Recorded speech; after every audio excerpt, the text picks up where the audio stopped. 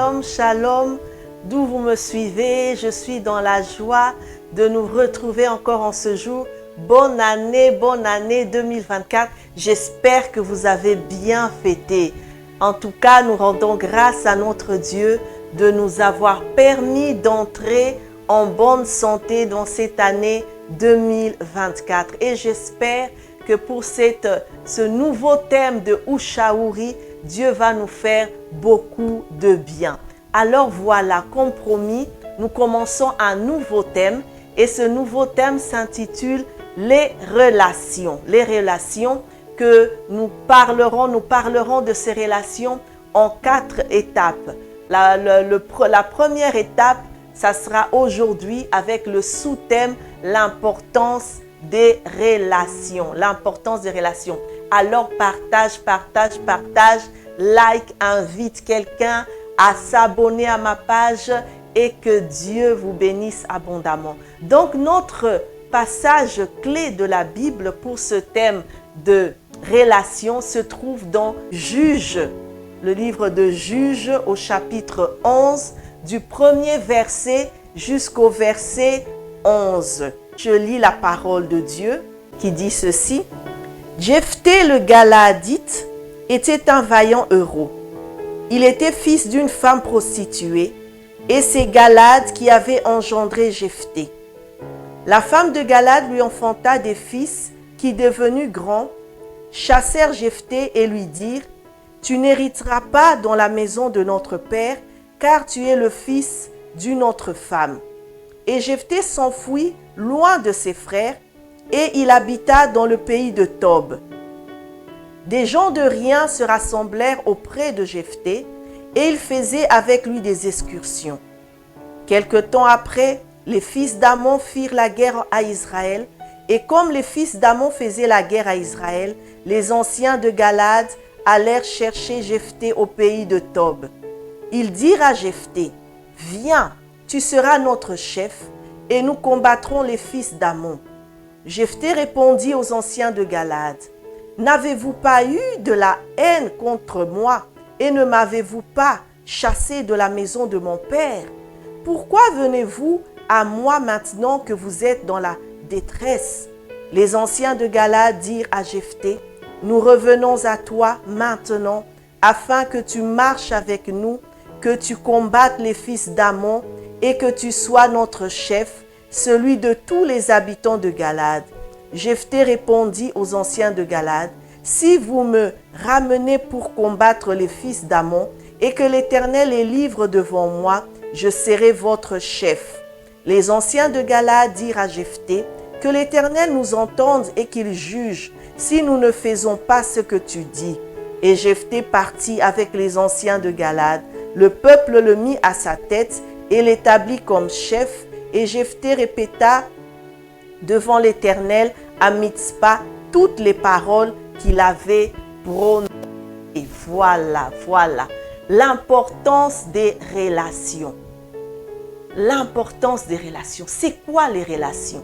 Eh bien, le dictionnaire français nous dit que les relations, c'est un ensemble des rapports et de liens qui existent entre personnes qui se rencontrent, qui se fréquentent, qui communiquent entre elles. On peut parler de relations lorsque au moins 2 personnes sont impliquées. Dans les relations, il existe des relations humaines, il existe des relations publiques, mais ce qui nous intéresse dans ce contexte de Ushaouri, ce sont les relations humaines.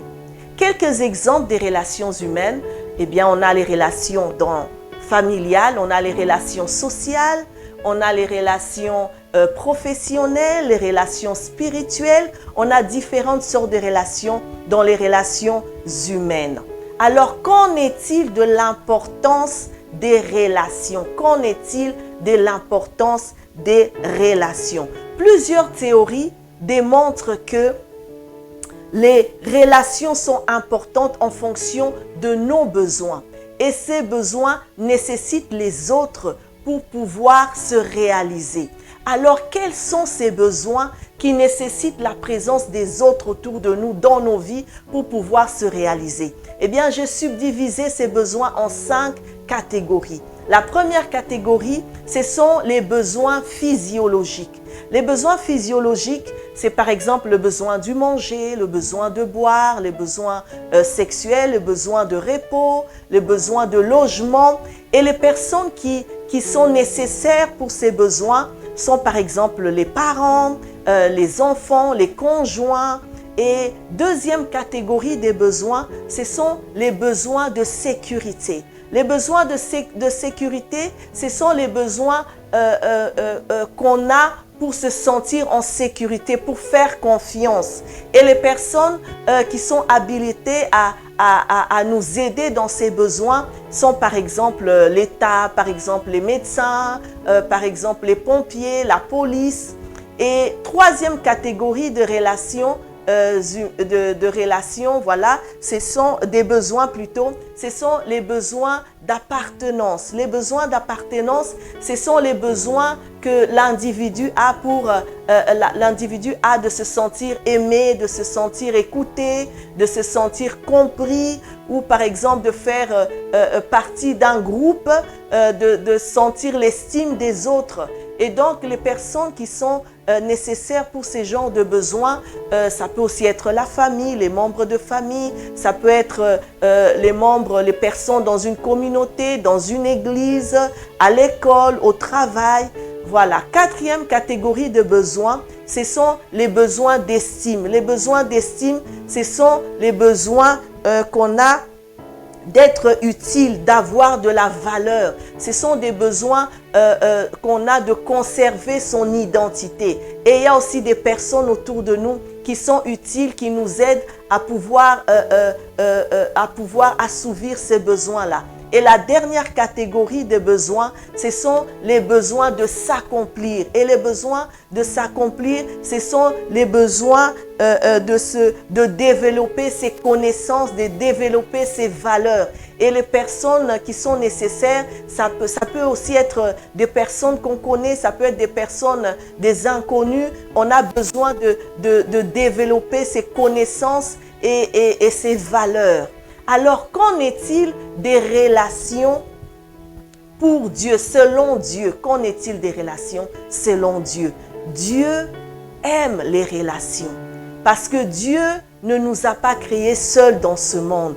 Dieu a trouvé bon que l'homme soit avec la femme. Dieu a trouvé bon qu'il y ait des individus sur la terre. Dieu a trouvé bon parce que les relations sont vraiment importantes pour Dieu. Et nous pouvons même voir cela dans la Bible. La Bible démontre plusieurs relations qui existent entre les individus. On a par exemple des relations mari-femme, il y a des relations maître-serviteur, il y a des relations parents-enfants, il y a même des relations avec nos ennemis. La Bible parle vraiment des relations, des devoirs que les uns ont envers les autres, des recommandations, des droits qu'on a. Et vraiment, la Bible met vraiment un accent sur les relations. Mais ce qui est vraiment la base pour Dieu dans ces relations, c'est l'amour. C'est l'amour, l'amour, l'amour.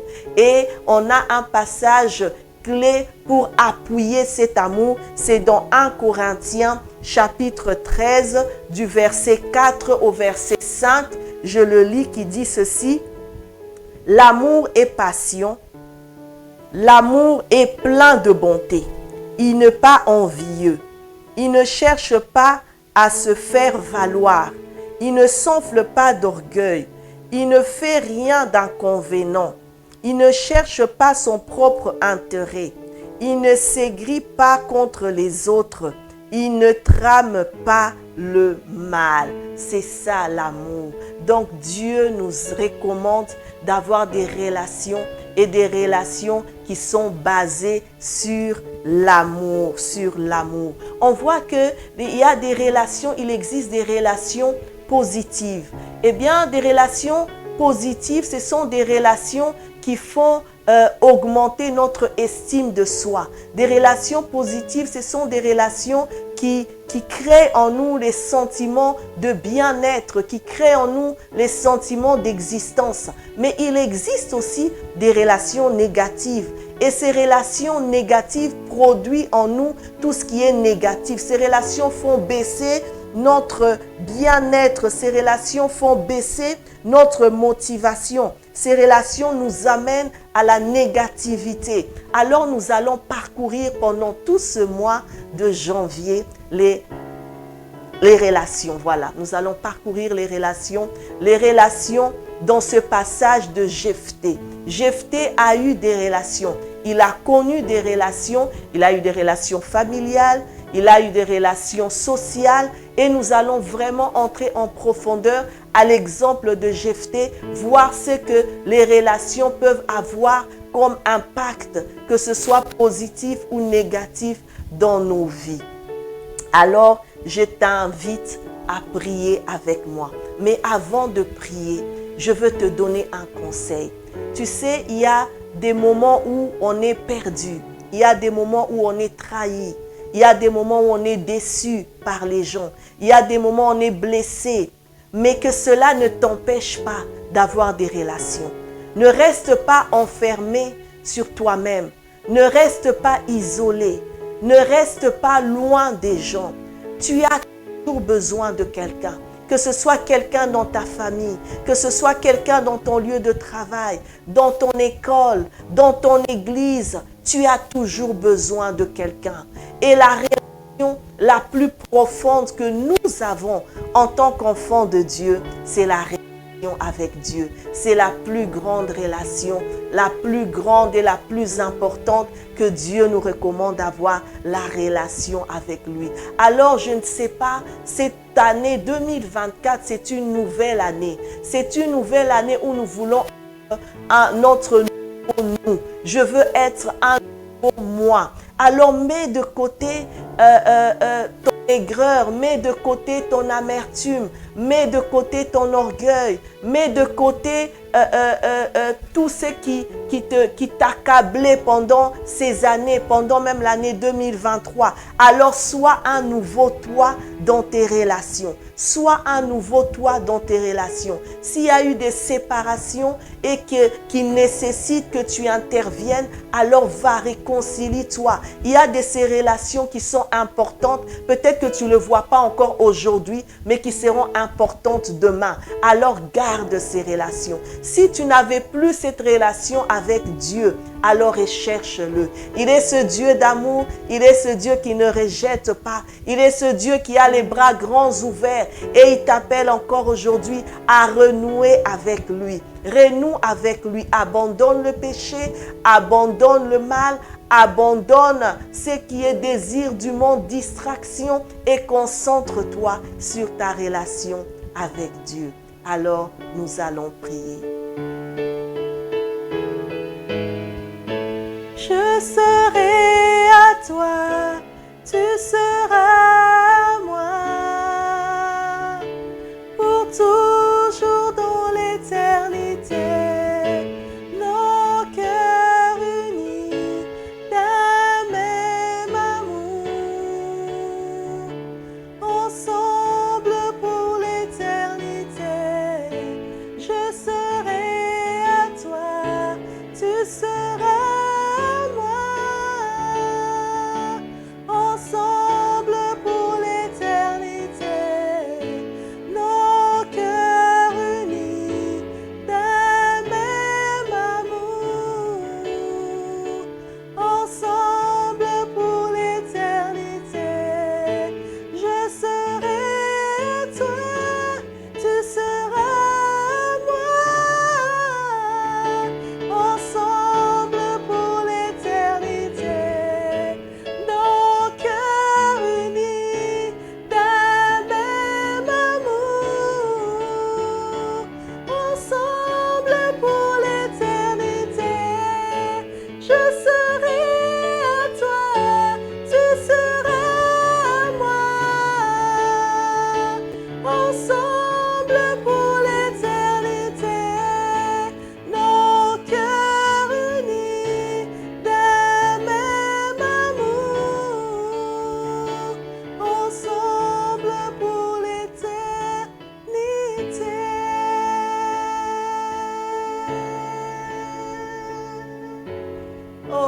éternel, notre Dieu. Merci pour ce beau thème des relations.